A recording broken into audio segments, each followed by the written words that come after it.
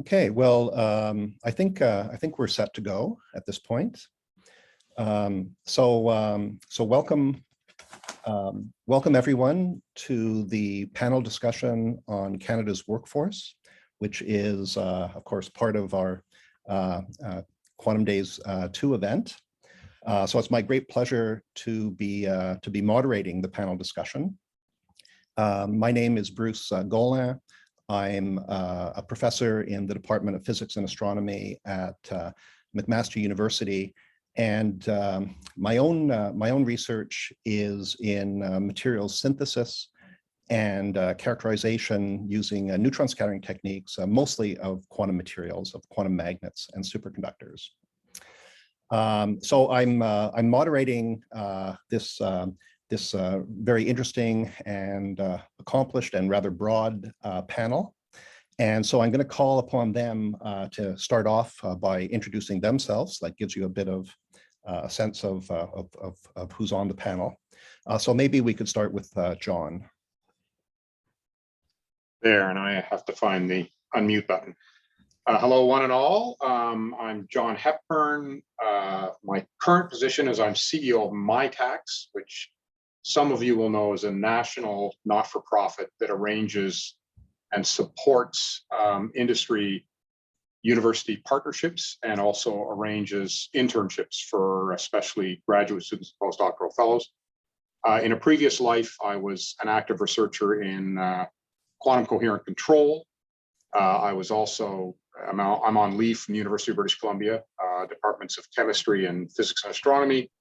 Was an administrator there and was also affiliated. I was vice president at CFAR before joining MyTax 2 years ago. So I know a lot about the Canadian quantum ecosystem. Okay, so perhaps Connor can go next. Okay, thank you, Bruce. Yes, so my name is Connor Kupchak. I'm an assistant professor at Carleton University in the Department of Electronics. I run a research group on quantum communication technologies, and my research background has focused a lot in quantum memory development. Thank you. And Marie-Ève. Yes, so hi everyone. So my name is Marie-Ève Boulanger. So I'm currently finishing my PhD in quantum materials at the Institut Quantique de l'Université de Sherbrooke, working under Professor Louis Taillefer. So my research is on fundamental quantum materials, doing some thermal Hall transport measurements in the lab. I'm also newly hired at MyTax and business development in Quebec. And this position is a joint position with the new also company called Pink. Okay, great, thank you. Actually, we're intending and hoping that Professor Robert Boyd from the University of Ottawa will be joining us, and I hope there's nothing particularly wrong, but just having a little bit of trouble, I guess, with the platform. So Robert is Canada Excellence Research Chair in Quantum Nonlinear Optics at University of Ottawa. And I think he'll be joining us when he can. Oh, and there he is. Speak of the devil. Okay, well, welcome, Robert. Well, we'll see if you can get everything working in the next minute or so. So I'll just say a little bit about the format of today's discussion. I have a series of questions, of course, related to Canada's workforce that are really intended to start discussion, to get discussion going. And so I'm going to put these to the panel in order. Oh, there's Robert.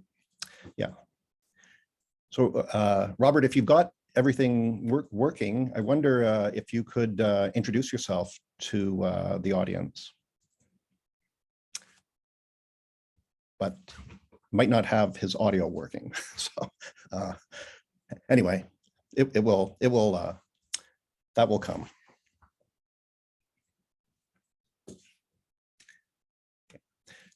Yes, so I have this series of questions which are intended to initiate discussion.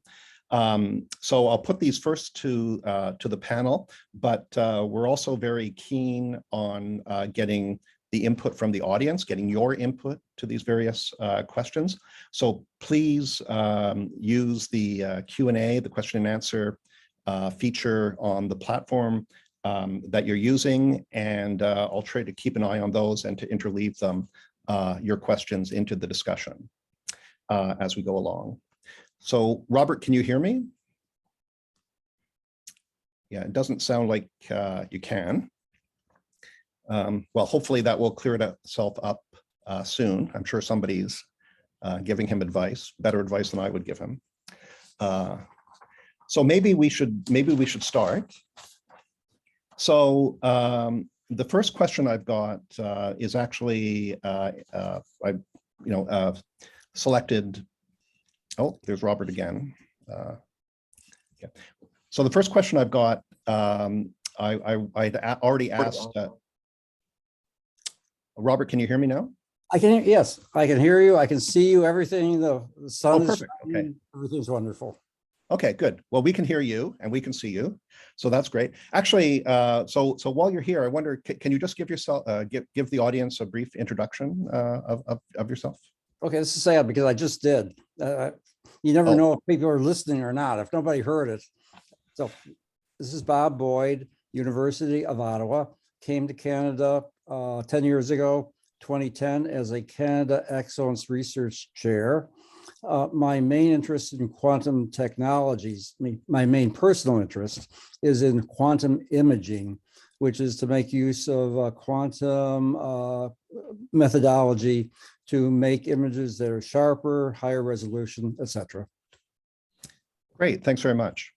Yeah, so I was just about to start on the questions which are intended to start off discussion. So the first question is, what degree of breadth or specialization is necessary for a successful Canadian quantum workforce?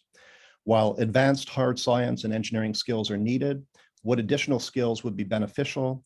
And is there a need to include a broader group, such as undergraduate or college students? So John, I think you were going to take a first stab at this.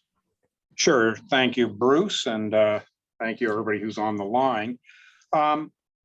So there's a couple of ways of addressing this question. One is, of course, the current quantum workforce, which is still relatively small, maybe a few thousand people in Canada. And for the current quantum workforce, if you look at the sort of people who Xanadu and 1QBit and others are hiring, a high degree of technical skills are necessary. It's still very much a research and development phase. But a report just released today from ICED as a result of their consultation sessions across Canada quotes an NRC report saying that in 20 years' time, the quantum workforce will be 200,000. So what does that look like? Well, that looks like a broad range of skills. We can't all be theoretical physicists and computer scientists and mathematicians at that point. And the analogy I'd like to use is the artificial intelligence one. 20 years ago, deep learning with neural networks was very much a theoretical academic concept. Now, of course, it's everybody wants deep learning, whether they need it or not.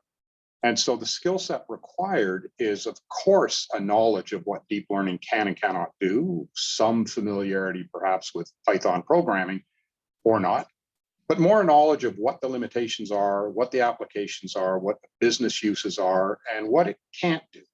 And I think the similar level of sophistication will be needed in the broader quantum workforce as we build out the commercial applications of quantum technology. So I would say basic familiarity with the limitations of quantum science, basic understanding of what quantum science is, but no, you don't need to be a theoretical physicist or a mathematician to participate in the quantum workforce. The other thing, and here I'll put on my MyTax hat very firmly, we're in the business of course, linking industry and universities and incorporating this linkage into both advanced student training and undergraduate and college student training for the benefit both of the students and of the industry and academic partners. This is something I think that we need to recognize that the majority of advanced degree holders or undergraduates in quantum science, as in physical science and life sciences in general, are not going to get academic research jobs or high-end government research lab jobs. They're going to work in industry or they're going to work elsewhere. And so we need to take that into account in the training we provide to the quantum workforce. We need to train them for the jobs that they are actually going to get. That training involves obviously academic expertise that the universities and colleges are best placed to provide, but it also requires broader expertise, professional skills, industrial connections. MyTax provides that, as do others. I think that's important. The final part of the question about undergrad students and college students, undergrads are already involved in the quantum workforce. You look at the just any of the small quantum companies that are starting up in Canada, and they already employ undergraduates as interns, as co-op students. As the technology develops and gets commercialized, then obviously college students need to be engaged, undergraduates, and again, disciplines much, much broader than just what we think of now as quantum disciplines. So two things, the workforce will evolve and the skill sets needed will evolve from their current highly technical bias towards highly technical skills.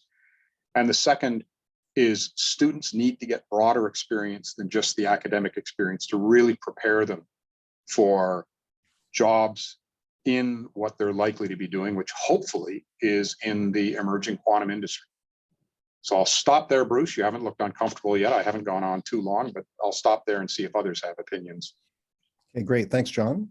So what of it, others? I can perhaps jump in. I totally agree with what John said. I think regarding the future of Canada workforce in quantum, it would evolve through time and with time. I do think, however, that like at the moment when we think about quantum, we think, I mean, the first thing that can come to mind is physicists or people with really highly professionalized skills in really one tiny domains. I think that quantum should be enlarged. We need also lawyers. We need people working in ethical aspect of quantum. We need people working in all of those different sectors that is already happening out there, but in quantum. So I don't think that within the next 10 years, people working in quantum industries will all be a PhD student, top of their class, working in like this really specific field. I think we need a variety of skills, a diversity of skills within this industry. Okay, thank you, Marie-Ève. Connor or Bob?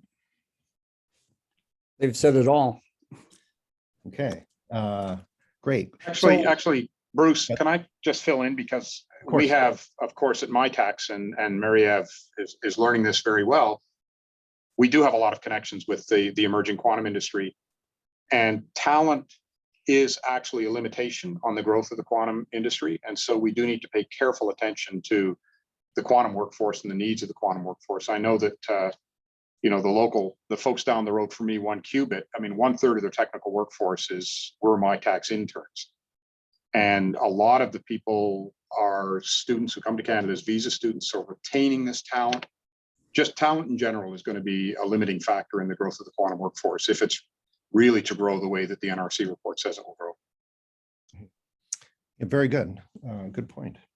I'm not seeing any questions from the audience, at least not on my app on my phone, which I'm trying to use to follow the questions. So I hope I'm not missing any. I will be trying to interleave them in. So if you have questions, you know, please don't be shy.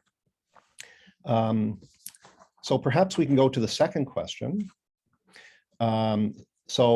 And for the second question, I was thinking of Marie-Ève as taking the lead on this, at least to start.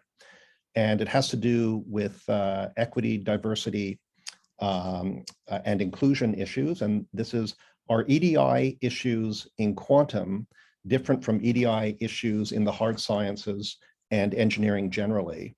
And does a new field like quantum have advantages for addressing EDI? Can early action result in better outcomes? And if so, what actions? Kind of a big question. Yes, I mean, that could be a panel on its own, right? Right. So the first part of the question is are quantum issues different here compared to the other hard field? I would say no. I think issues in STEM regarding EDI are the same regarding of the field.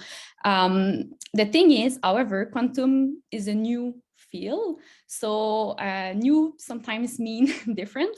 So hopefully, I think there's a great opportunity to do things at the moment differently. What I mean by that is when you start a new quantum technology, or when you're putting together a bunch of CEO people and say, okay, we want to start that project, then if you already have in mind equity, diversity, inclusion within your mindset, you already has that mindset of changing the things, changing the field, then you can already take actions regarding of in some other fields, let's say physics, where it's a little older, people are there for a longer period of time, so change takes more time. So I do think there's an opportunity. However, the challenges are there, and people need some willpower to take concrete actions to make the field more diverse. So that's my first point. Then you ask about, does the new field has advantages? As I said, yes. And I think now with the Canadian government wanting to put EDI also as an important part of fundings, industries, and academics, people now kind of don't have the choice to do some changes. However, real actions, concrete actions needs to be taken. And when I'm saying real actions, I mean also accountable actions. So having a plan, and there's lots of companies out there that can help you to provide those kinds of plans. So having a timeline with real actionable items to improve your landscape.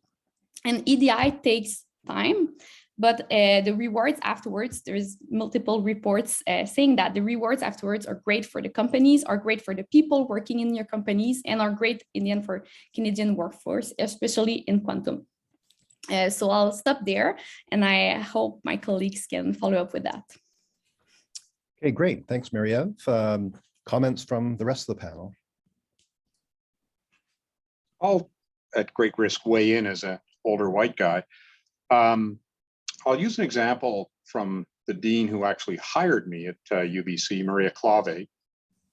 Bruce, you'd remember her. So she was a mathematician and computer scientist and tried to move the needle in terms of female participation in undergraduate computer science. And she had some success at UBC. When she moved to Harvey Mudd College as president, she noticed that things weren't much better there. And so what she did was required that Harvey Mudd College, of course, is a technical university. She required students take first-year computer science, but she completely changed what was taught in first-year computer science and moved it from being, this sort of priesthood-style teaching pattern to basically addressing societal problems, essentially just changing what the curriculum looked like. And the enrollment at Harvey Mudd now in computer science, in honors, computer science majors, is 50%. As opposed to below 30%, which it was when she started. So getting back to broadening what we mean by qualifications for quantum scientists, I think also thinking in terms of how do we teach quantum science? Do we discourage people of not just women, but people of other underrepresented groups? Do we discourage them somehow from thinking about careers in quantum science? I think that's generally the case where it starts at an early stage where people select out of certain fields, and that could just be because there are barriers that we put in the way. Right. Yeah, very good. Actually, I wonder, something we hear in terms of female participation in the hard sciences generally is that decisions are made very early on in a career path, and that perhaps actionable items are needed even at the high school level and at a really a very young age. And does that present challenges for quantum because it is associated with high level degrees, or I'm just wondering if what we could do to influence traditionally low participation groups from at these early stages of their education. Yeah, I think you're right, Bruce. There's lots of, like, to attract more, let's say, women, but we also need to attract, like, it's not only women the problem, it's a more diverse also problems. You need to encourage them, or the people from the diversity group, at the lower age. But once they're in, you need to keep them in. So yes, there's lots of steps that needs to be taken before, and there's lots of programs that already exist. There's no need necessarily to reinvent the wheel. There's also not a problem of representation. So when you look at the news, who do you see? With the COVID pandemic, for example, when we first look at the news, mostly white guys with a scientific coat, you know. In my everyday job, working as a PhD student, I don't have a scientific coat, and I mean, I identify myself as a woman, you know. So it's all a question of who do you see? So give you this idea of, okay, I want to look like her, or I want to look like this other person. And then once the people are in the field, or once the people start a job in a new company in technology, they need to feel like they belong. And this is what I meant by this cultural change. And we do have an impact on the cultural change, because it will make the difference between someone starting a PhD and someone finishing a PhD. And after those students, what do they do afterwards? So it's a continuation that in its true efforts all the way. Thank you. Actually, we've got a couple of comments now from the questions. So I'll just read out the first of these. Actually, I'm not sure who these come from, but I can see the comments. So the first is that I strongly suggest that you look into the organization Mothers in Science in quotation marks. I believe that nowadays the greatest challenge is not to be a woman in STEM, but a mother in STEM. So I don't know if you would like to take that up. I can easily believe it to be true. Right. Makes sense. Okay. There may or may not be another question there, but I can't seem to get to it from my phone. Yes. Anyway, any other comments on this general EDI issue from the panel? Anything that we haven't mentioned? Bruce, I see on the comments, I don't know, I see it on my computer. There's someone who's asking if is it too late in EDI? One needs, do you see it? I don't see it actually. Yeah. So yeah. So please, if you can see it, please go ahead and read it out. And okay, we'll I can read it out, and maybe someone else can jump in with with an answer. So isn't this too late regarding EDI? One needs diverse university community at first place. We need to go back to high schools, elementary. I think you just said that as well. Okay, so maybe that's okay. Right. Yeah. Yeah. So I think that is viewed as a significant issue across the EDI spectrum, that these decisions occur at a very early age. I think that's right. Okay. So I'm not sure that I'm actually being able to see the questions with the app, but at any rate, if you guys can see them, please let us know if I'm missing anything. Okay. So I think we'll go to the third question. Oh, sorry. And this is at least initially directed to Robert. What funding structures are needed for enhanced quantum trainee numbers and quality in Canada? Should funding be directed to PIs? Should funding be directed to RAs? What about training through specialized versions of CREATE or to established quantum CFAR programs, for example? So my first thought is that funding structures for the quantum sciences need not be very much different from funding structures for other sciences and engineering.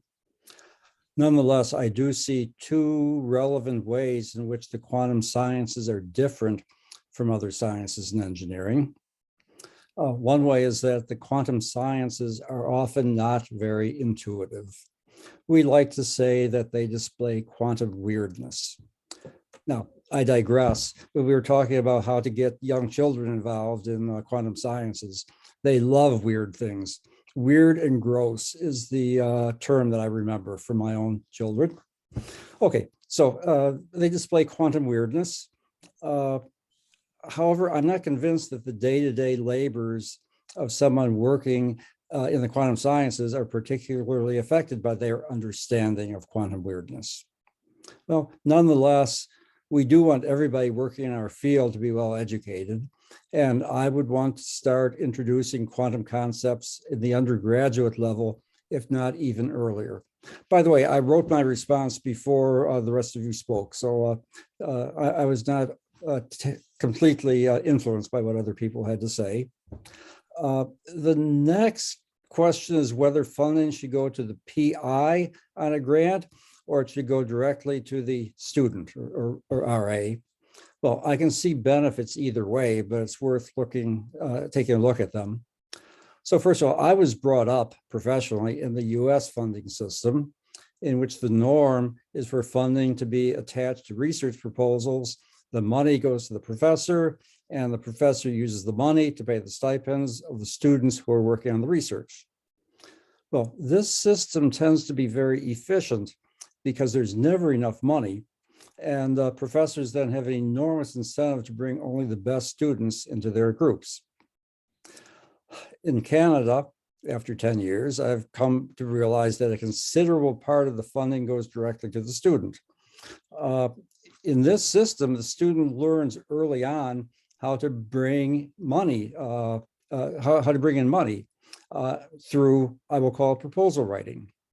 Now, this is either good or bad, depending on your perspective, but it does give the student the ability to choose a thesis supervisor, usually based on the student's professional interests and not on the advisor's success in receiving funding.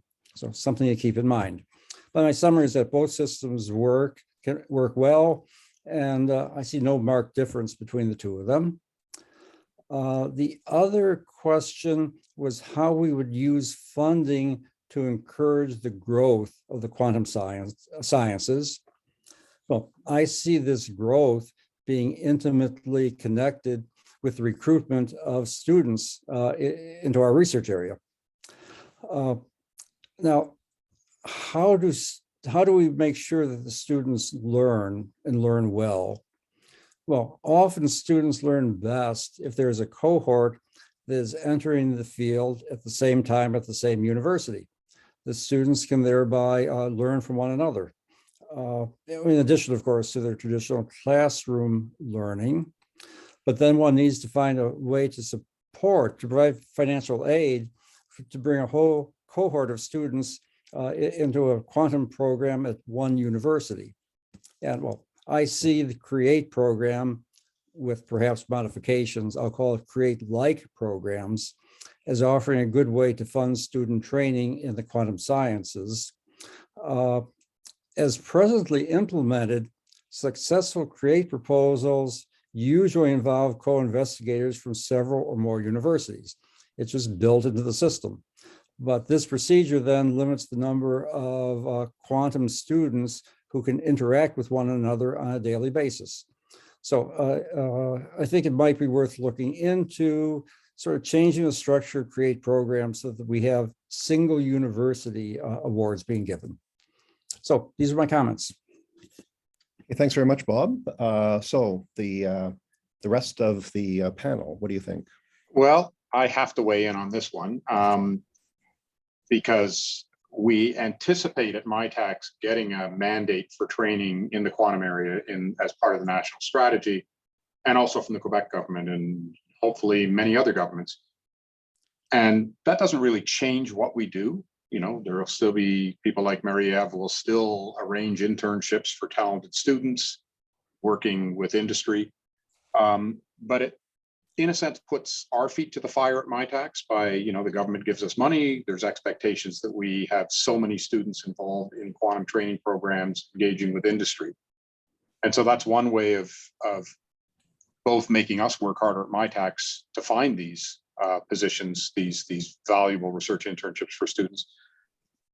But also, getting back to my previous point, it also connects talent with industry. Industry needs the talent, and there's plenty of jobs south of the border. And if we don't sort of lock students down in Canada, they'll go work for Google, they'll go work for IBM, they'll go work for other places. So I think it serves the double purpose of providing better advanced training for the students with industry linkages, but also locking the students in Canada because they create these connections in Canada rather than waiting for them to graduate, taking a job at IBM.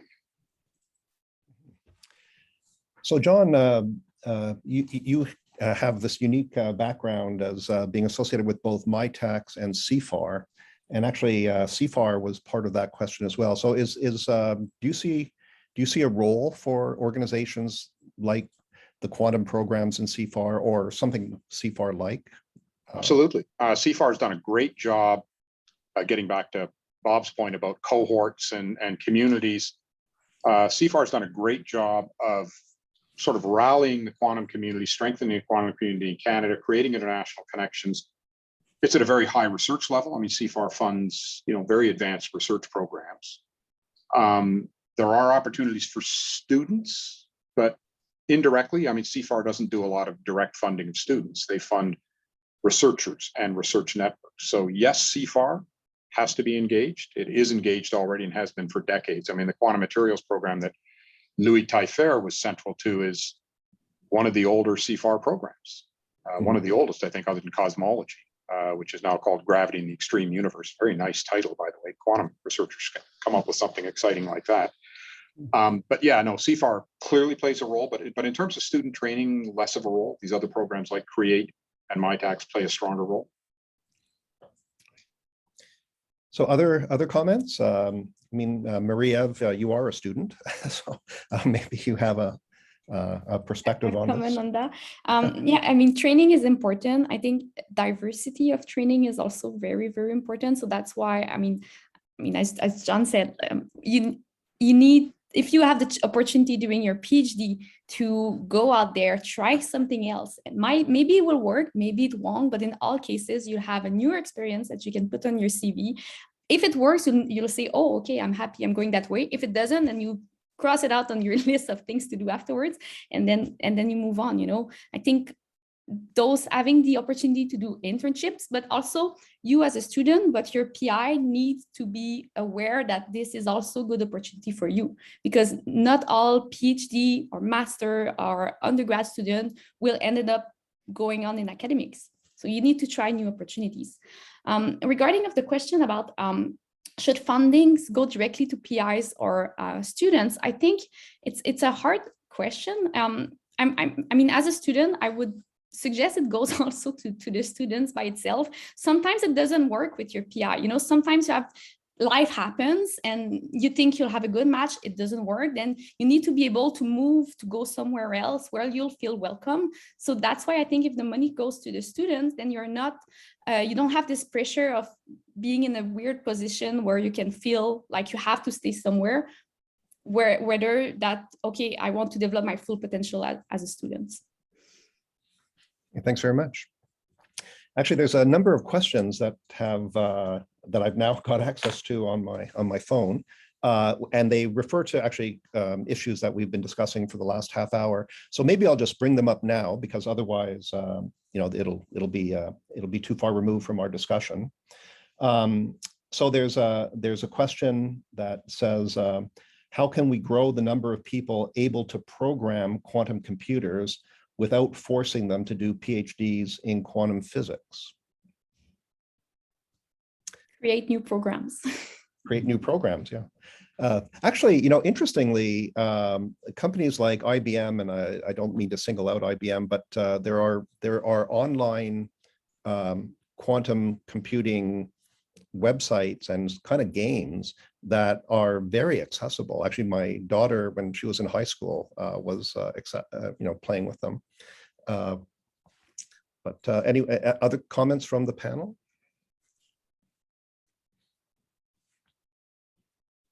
Actually, this is, of course, related to what we were discussing earlier about involving involving students that aren't necessarily in the high levels of hard sciences and engineering. So there's another question which is related to EDI. What are ways to include Indigenous peoples and knowledge into the Canadian quantum ecosystem? That's it. I'll go ahead, Connor. Okay, well, no, I'm maybe I felt that I need to jump in on this one, but I think that's a very, very difficult question to address. Maybe Marie-Ève has a different opinion, but I mean, I guess I could relate this back to the overall EDI issue, is that already, many groups who experience systemic barriers, like even getting into STEM and getting into engineering, that's already a gigantic barrier for them. And so when you put quantum on top of that, it makes it especially difficult.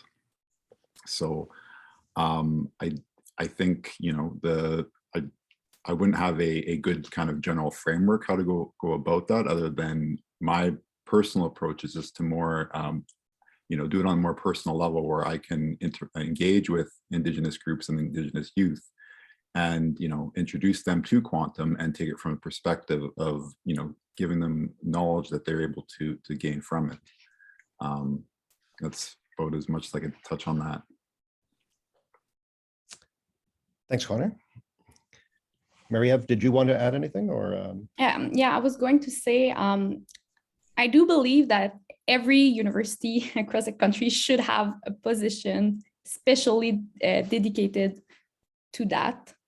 And then we start from there, and we start a discussion, we start dialogue, because we have been living blinded for so long. And the thing with, that's the thing, like with women in the past, we were completely blinded, and then like people are pushing and pushing and pushing, and now, I mean, it's a part of the discussion.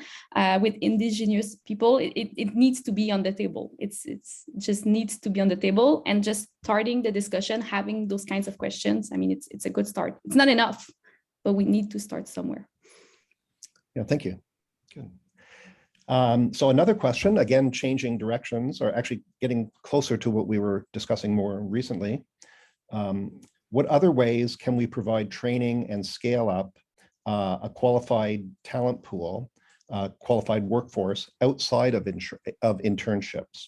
What else can be done to retain talent within the country?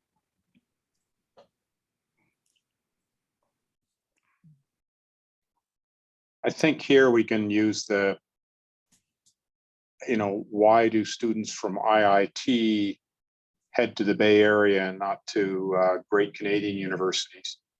It's because there are jobs in the Bay Area for them.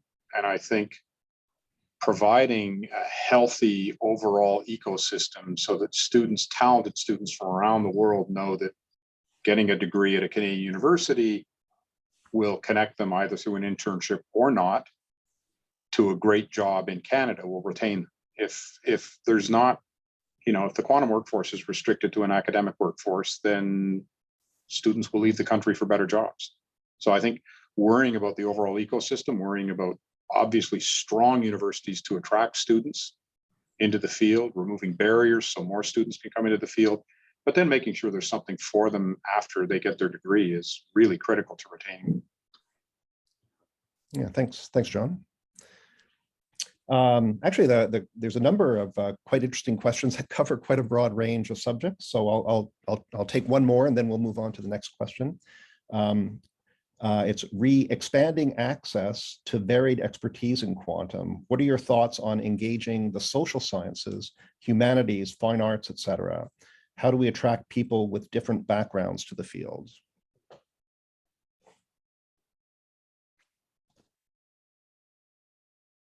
Well, maybe I'm missing the point of the question, but I would think that somebody who goes into the humanities goes into the humanities because that's what they want to do.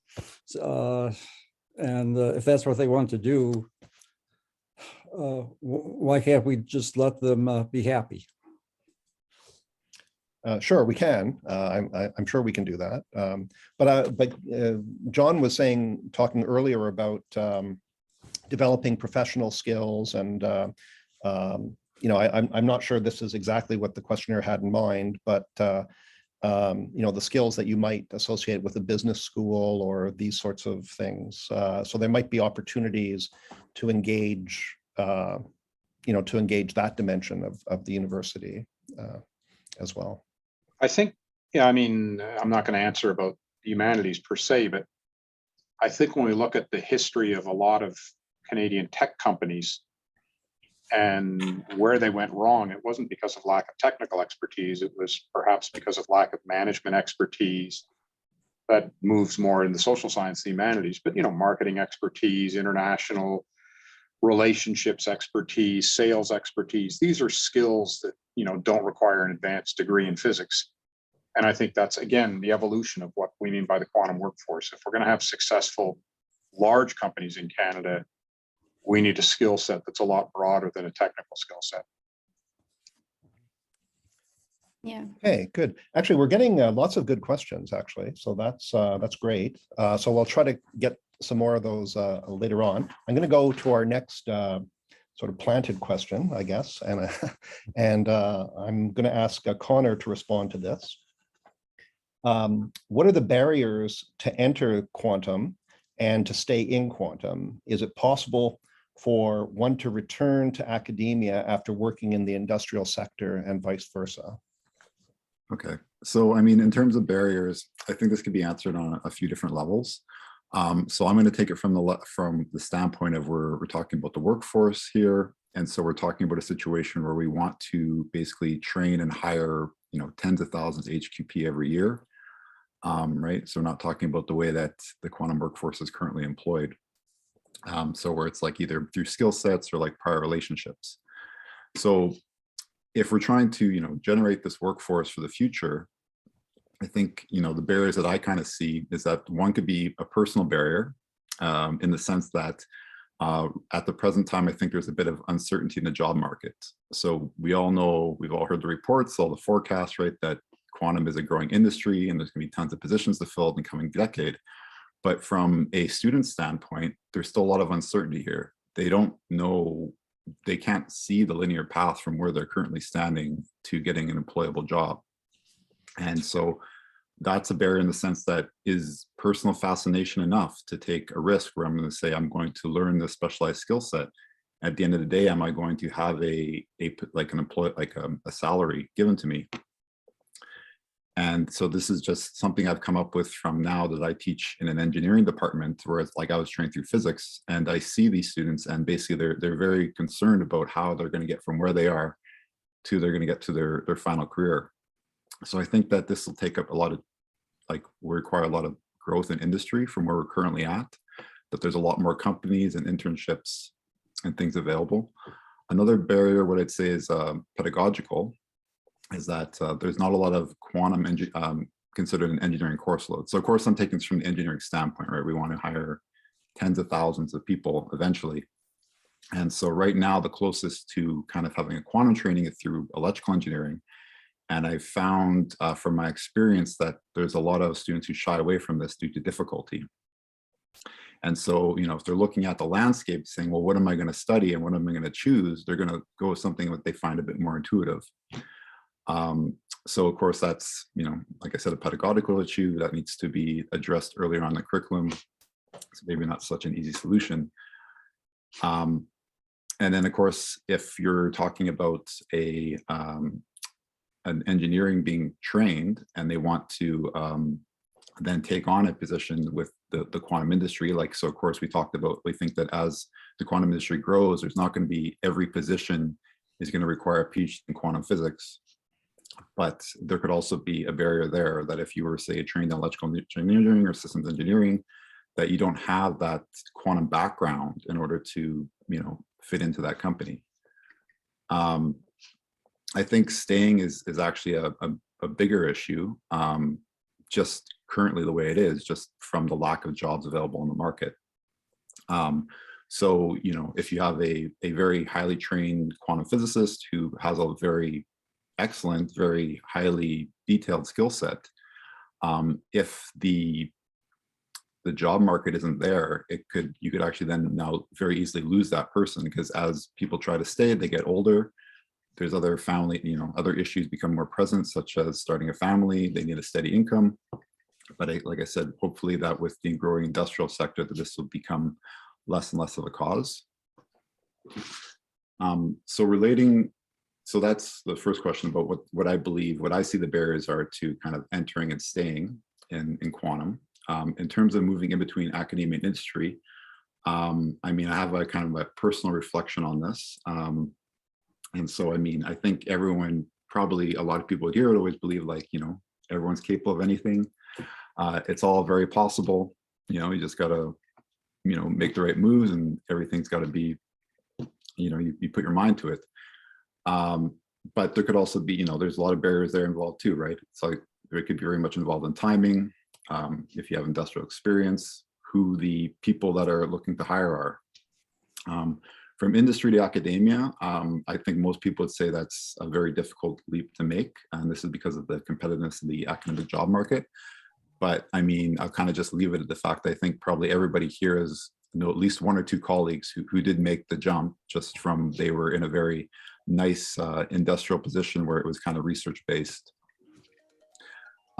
Maybe the less talked about one would be from academia to industry. And so this is something I've actually experienced firsthand. And so maybe somebody would think that this transition is more easier to make. But, you could have a case where you have someone who's very highly trained, and because their training is so specialized, they actually have difficulty moving into industry because of that. So they've kind of been labeled, and they're no longer, their other attributes and their other skills they developed aren't seen as being valuable. But I like to believe that if you're transitioning to, say, a quantum company, that at least the way that it's set up right now is that a lot of quantum companies are headed and started by physicists.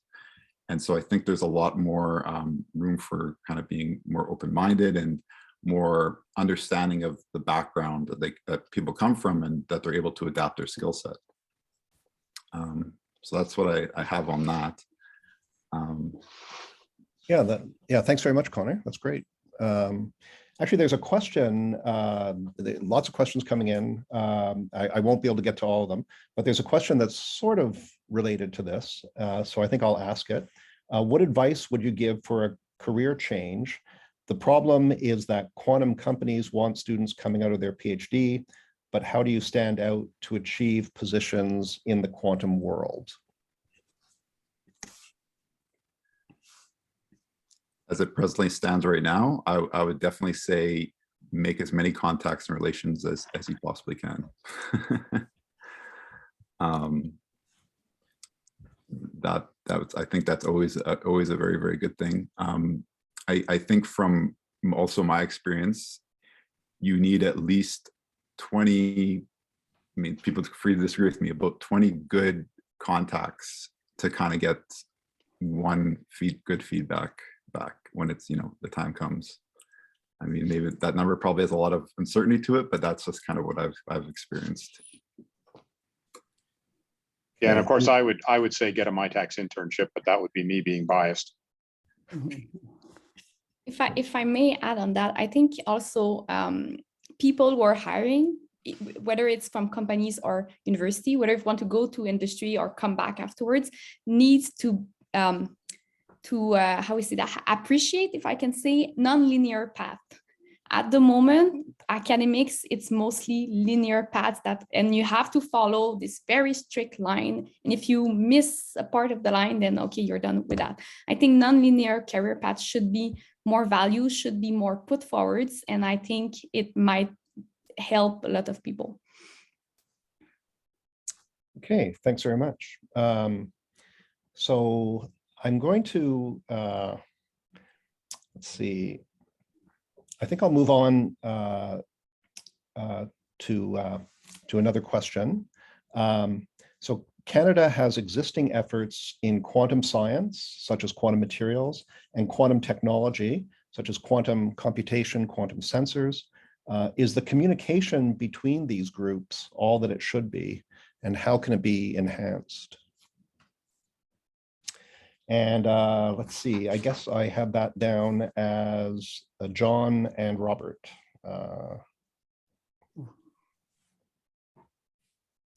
Any thoughts? I'll let Robert go first and then I'll fill in.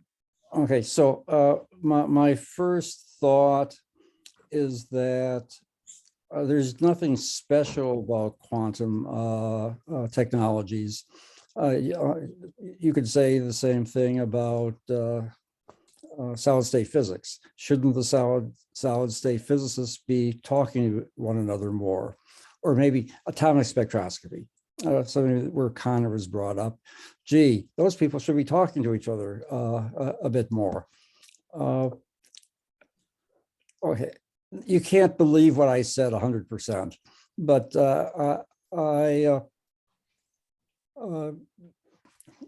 of course, you want them talking to one another, but I don't see this any more important for quantum technologies than it would be for any other branch of science and technology.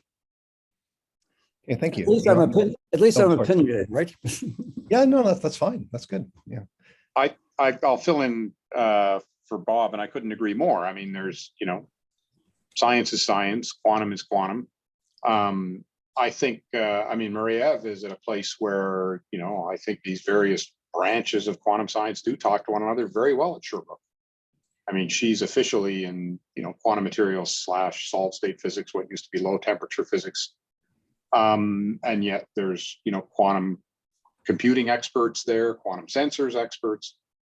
So I think probably the question is kind of based on our current state of play in quantum science. I mean, there is no giant quantum industry, but I think as that evolves, there will be crosstalk. I mean, you need quantum materials expertise to build a quantum computer. Quantum sensors are based on quantum materials and quantum, on coherence properties, et cetera, et cetera, So the concepts are standard across all these fields. So there's no reason, the fact that it's largely an academic pursuit now, a research pursuit, people do tend to burrow in on their own areas of academic expertise. And that's true, as Bob said, that's true of all fields. People are very, academics are very focused on what they're really, really good at, but it doesn't mean they don't understand and talk to other people. But I think as it evolves, it'll quite naturally occur. Any other comments from the panel? There's a question which is, maybe not that well aligned with this particular question, but still an interesting one, I thought. What do you think about Canada's broader strategy for the developments of new quantum technologies and the advancement of relevant sciences? Do you think that establishing national labs in Canada, I guess like the big DOE labs and such in the US, is that a good model, or would that work?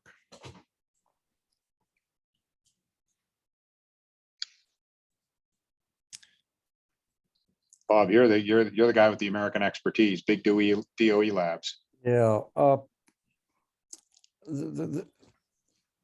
There's been a shifting pendulum on this one. Originally, the National Bureau of Standards was not really intended to help industry directly. It's just that they were developing standards. If you want to measure heat capacity, here's how you do it. It was that type of organization. And then different presidents come along and they say, no, this should be, you should be much more directly linked to industry. I guess either one works. I wouldn't go too strong about trying to get the national labs to be working with private industry, because you're taking taxpayers' dollars to give a leg up to one industry and not the other. And my own research is actually done, a lot of it actually is done at big DOE facilities for neutron scattering and synchrotron radiation. And I think where they really come into their own is when they provide unique infrastructure. You know, you're not going to have a synchrotron or a neutron source. You're not going to have 10 of them in the country. You're going to have, you know, 0, 1, or 2, so for that reason, it would have to operate as a used facility. So I think there's a very clear need for that type of national infrastructure. Yeah, I was not thinking, but you're right. You're entirely correct. I wasn't thinking of the user facility. I was thinking of people at the bench doing their own science and publishing it. Right. Actually, there's another question that actually I had it a moment ago, but basically the question was asking about the desirability of trying to form a new Bell Labs for Canada. And actually, it's kind of interesting because through my entire career, ever since Bell Labs, had its demise in, I guess, the 1990s, people actually even in the US have talked about how they revived the Bell Labs model. And anyway, is that a good model? Obviously, a very successful model, but is that a model that could be applied to Canada? Sure. I mean, it was a monopoly. Yeah, maybe everybody knows this. The Supreme Court of the United States ordered the Bell system to break itself up into various components, and Bell Labs then it tried to hang on, and it's still around, I guess, but it's no longer the organization it once was. I mean, I really had a lot of respect for the old Bell Labs. So if Canada can do this, that's fantastic. You have to decide where the money's going to come from. It can't be telecom because in the US, there was a monopoly, the Bell system. So it was a benevolent organization. The Bell system charged customers to make telephone calls and use that money to set up a research laboratory for the benefit of the rest of the country. Supreme Court didn't like that. Yeah, and I think the mighty industrial labs in the US that have all gone by the wayside. I mean, going right back to General Electric in Schenectady, New York, where Langmuir was, IBM labs, both in New York and Almaden. I mean, these were all based on either monopolies or quasi-monopolies. These were big industrial labs where they did great things. But they were paid for by quasi-monopoly companies, not necessarily taxpayers. The German system, we've got the Max Planck labs. Those are fantastic things, paid for by the German government, but they're a different model altogether because they're very much built around 3 to 6 directors who have absolute authority over the research programs, and we hope, and of course the evidence is, they do wonderful things in very specific areas. So I think that there's enough strength in the Canadian universities that we don't need to invent parallel structures for.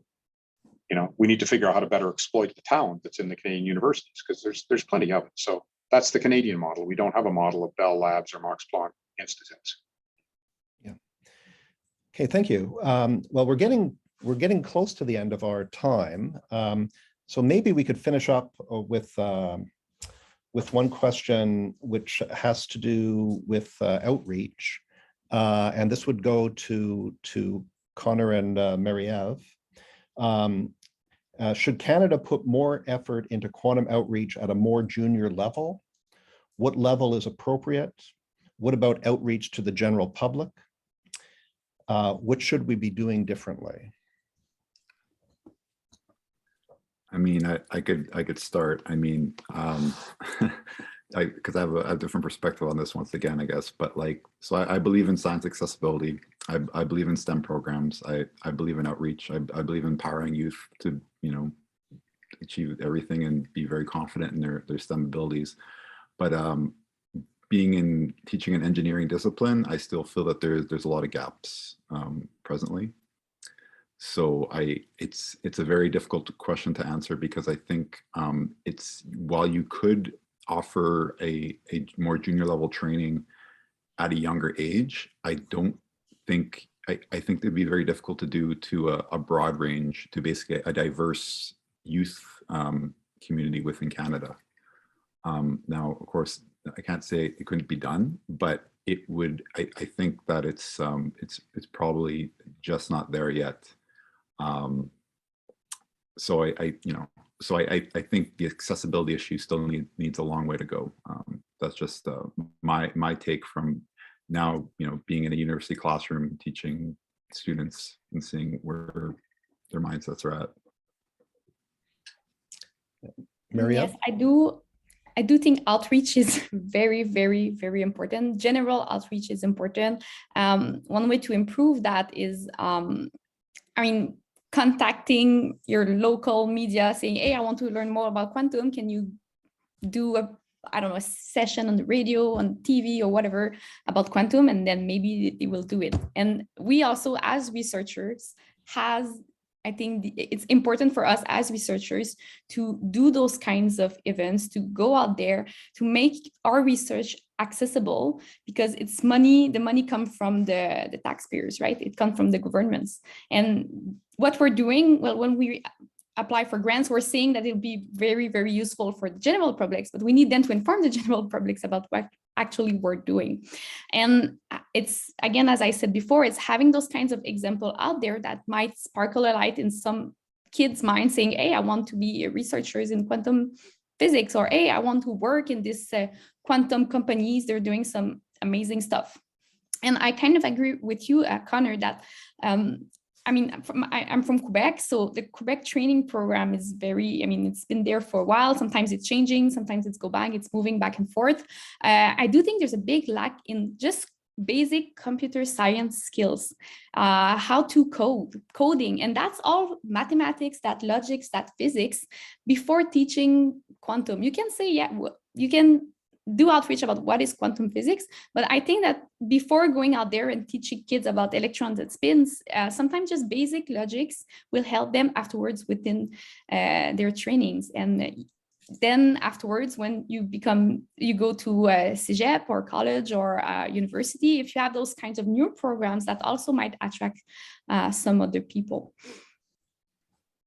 Yeah, I'm kind of referring to things just even like vectors and like orthogonality, which are very fundamental to quantum. These are concepts that you see that there's many students who don't have these concepts down in their mind. So no, exactly. And if you go to like teachers in elementary school, and they don't teach vectors in elementary school, but they do in high school, right? If you go and talk to those teachers saying, oh, well, that's very useful in that field, then when they will teach those skill sets to the student in class, then they can say, well, here's an example. It's being used in engineering as well as in quantum physics and blah, blah, blah. So there's a lot I think that's why general outreach is also important. Okay, well, thanks very much. So we're a little past, I think, where we were supposed to end. Would anybody like a last word? Anybody, if there's any idea that wasn't expressed in the last hour from the panel?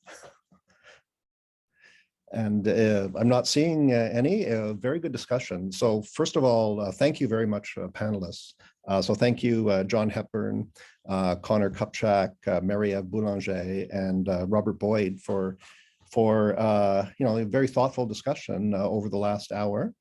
And also thank you to the audience. I could not keep up with your questions.